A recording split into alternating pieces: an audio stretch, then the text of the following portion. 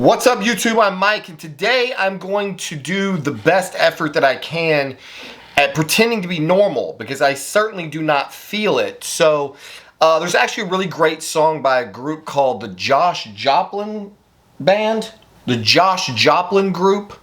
It's called Camera One. If you've never heard that song, you should definitely check it out, because today I am definitely going to be playing myself. I feel like dying right now.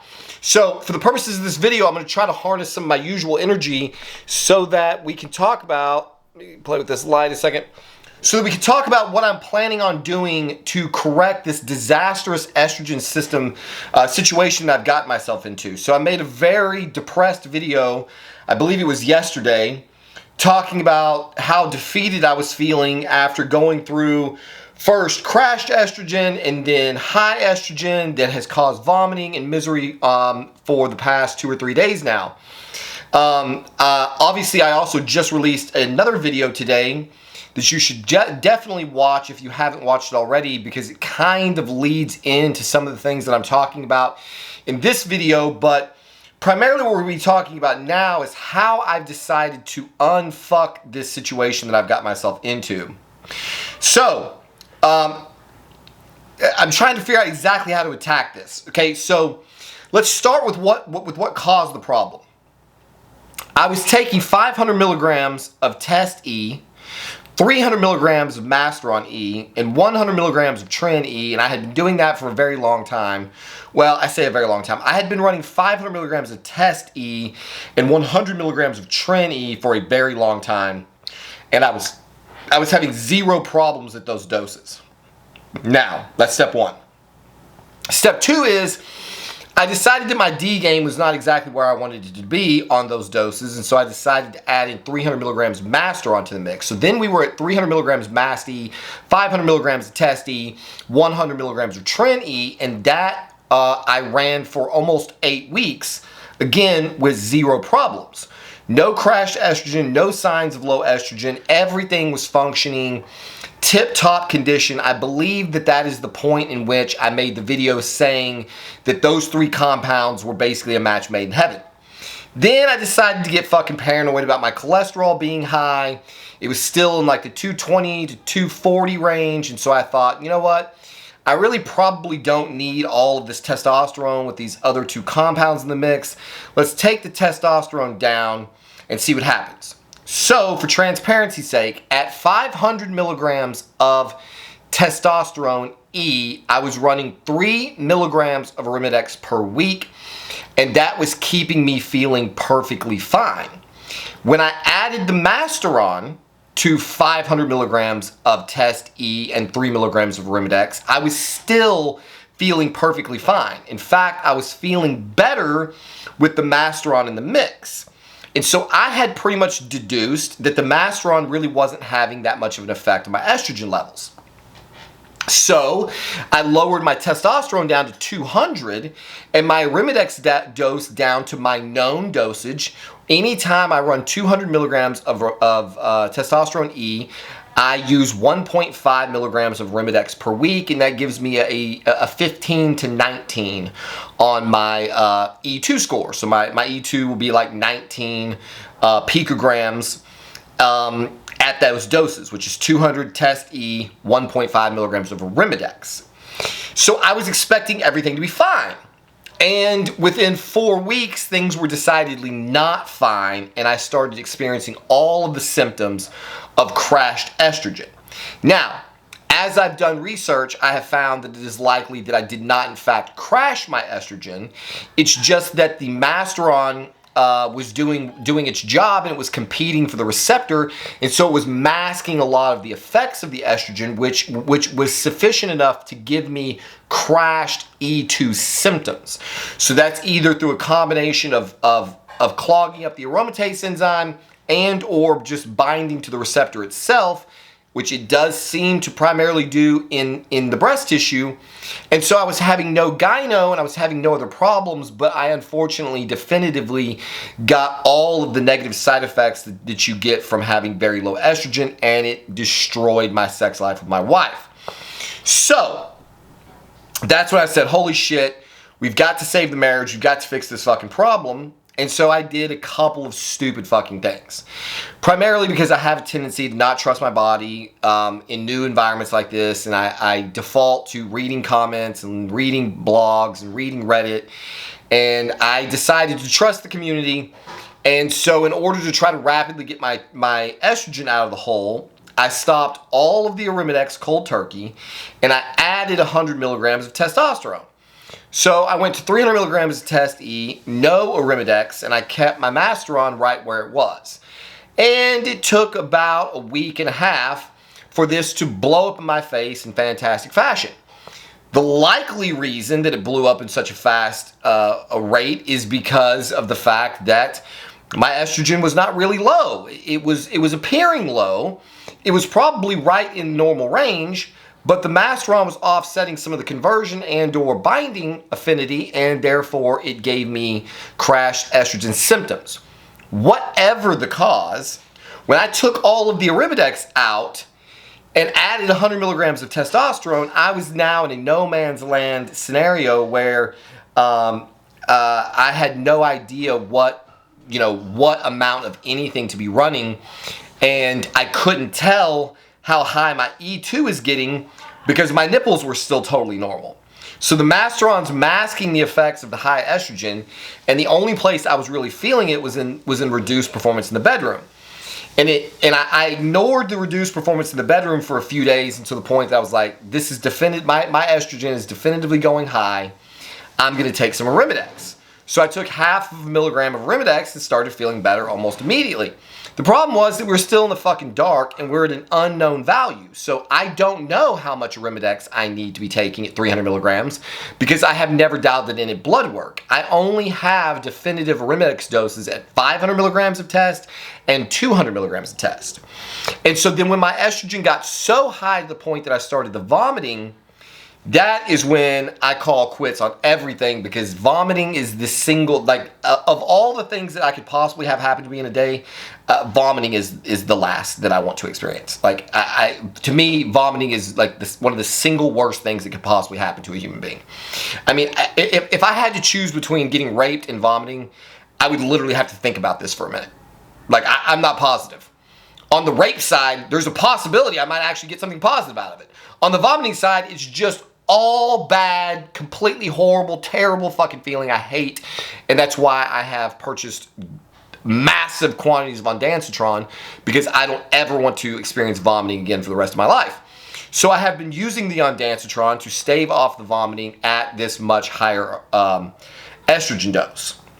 So rather than quit, this is what I did. I went back to the fucking lab and I started digging into literally all of my lab work to try to figure out, why is it that I could run 500 milligrams of testosterone E, 3 milligrams of Arimidex, which a lot of you seem to think is sky high, 500 milligrams Test E, 3 milligrams of Arimidex, and 300 milligrams of Masteron E, and not crash my estrogen.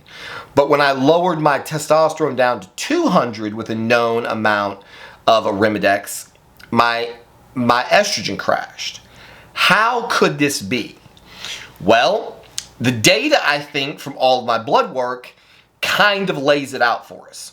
So, the way that I found out that I need to have 1.5 milligrams of Arimidex at 200 milligrams of testosterone E is because that's what the doctors at my testosterone clinic were able to establish.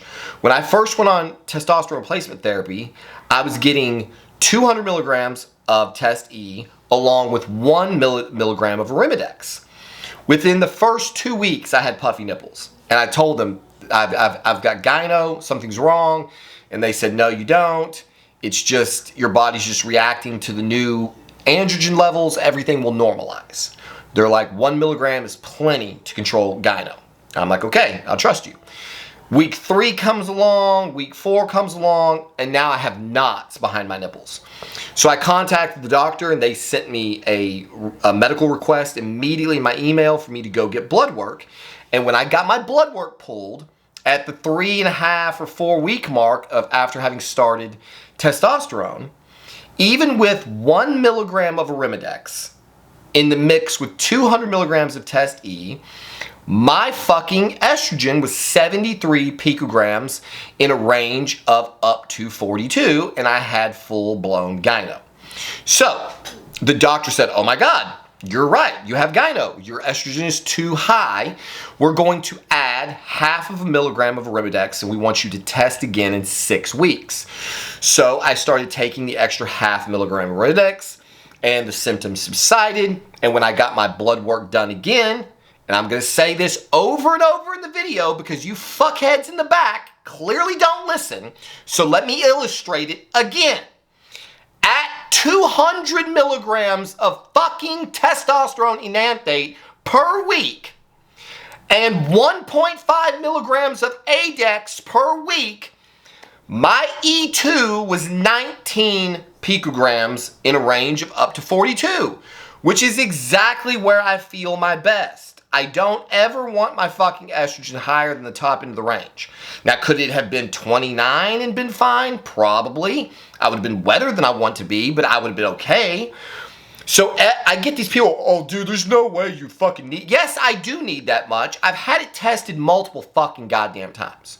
So I know empirically that if I'm taking 200 milligrams of testosterone and 1.5 milligrams of Arimidex, I'm going to have an E2 about 19.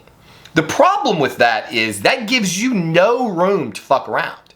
Because 19, the range is like 0, it's not really 0, it's more like 10 to 42, I think, or 7 to 42. So 19 is not quite dead in the center. So when you start getting below 19, you start getting toward the low estrogen symptoms. I've had low E2 tested 3 fucking times now. 3 times. When I have felt that my estrogen was in the toilet, my wife and I were having horrible fights, I've gone to the doctor and got blood work. I've listed this in previous videos, so I'm not putting it back up again. 2 times my level came back as less than 5.5 picograms, and 1 time it came back as less than 5.2 picograms. So we know that at 5.5 or less than 5.5, that it's low E2 disaster, and we know that anything above the top end of the range is high E2 disaster. I need to be in the fucking middle. Here's where the catch comes in. When I got the bout of vomiting from high estrogen, I was on 500 milligrams of test E per week. And at that dose, I was idiotically running 2 milligrams of Arimidex. When I ran 500 milligrams of test E with 2 milligrams of Arimidex, my fucking estrogen level spiked to 179. So what I did to combat the vomiting and the nastiness is I added 1 milligram of Arimidex, which we know right off the bat, if we do the math on that, there's about a 0% chance that 1 milligram of Arimidex brought my E2 level from 179 all the way back down to normal when we only saw a 20-point change, a 25-point change at half of a milligram. So at best, we can figure that maybe, it dropped it 50 points, 60 points. I should have still definitely been high. At 3 milligrams of Arimidex for 500 milligrams of test E is almost certainly not enough to have me in the range. And if that's true, which it seems to be true by looking at all of the data, then that is why I was able to run Masteron at 300 milligrams per week, along with 500 milligrams of testosterone per week and 3 milligrams of Arimidex per week, because I was actually already on the high end or possibly above the high end of normal at the 500 milligram dose. I clearly need to get some blood work done to find out exactly what my E2 level is when I take 500 milligrams of test E and 3 milligrams of Arimidex, and I'm going to try to get that done, although it may be a bit, because this is what I've decided to do today. Actually, I did it last night. I want to get my estrogen down out of the high end of the range as fast as fucking possible because I was vomiting or on the verge of vomiting again this morning. So what I did last night, so over the course of the last 3 days, I took half milligram of Arimidex. Then I took a full milligram of Arimidex when the vomiting started. Then last night I took another full milligram of Arimidex. So in the last 3 days, I've had 2.5 milligrams of Arimidex, and I still have estrogen that's high enough that it's trying to make me vomit in the morning.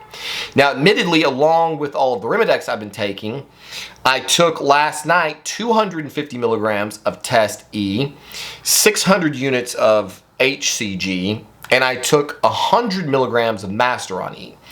So here's going to be the new cycle that we're going to be testing to see if I can't get this shit dialed in.